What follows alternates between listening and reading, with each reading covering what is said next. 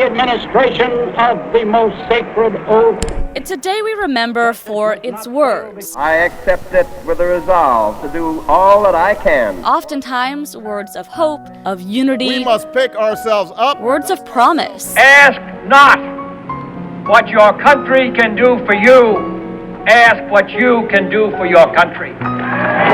But what we forget about the history of the inauguration is perhaps just as meaningful. One of my missions in life is to try to persuade people that these dull and boring aspects of the Constitution aren't really dull and boring at all. UT law professor Sanford Levinson wants more Americans to question why certain things are the way they are, especially when the answer is because that's the way it's always been. Like why the inauguration is held January 20th. It is the product of thoughtlessness. To understand his argument, we first have to go back to the late 1700s. The Constitution initially created the delay to make sure new governments had enough time to move to the nation's capital in the dead of winter, decades before railroads even existed. If you're living in Massachusetts, it will take you quite a few days.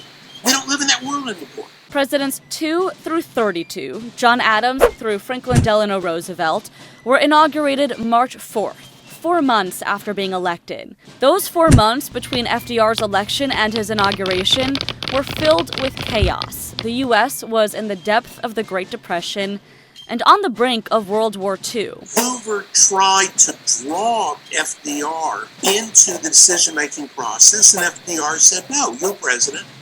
I won't be president until March 4th. That the only thing we have to fear is fear itself. It was then when people realized something had to change. That same year, the 20th Amendment was ratified. Commonly known as the Lame Duck Amendment, it moved Inauguration Day up 6 weeks to January 20th. Why did they stop at January 20th? Because of the Electoral College. But Levinson says it shouldn't have stopped there. He says 11 to 12 weeks is still too long.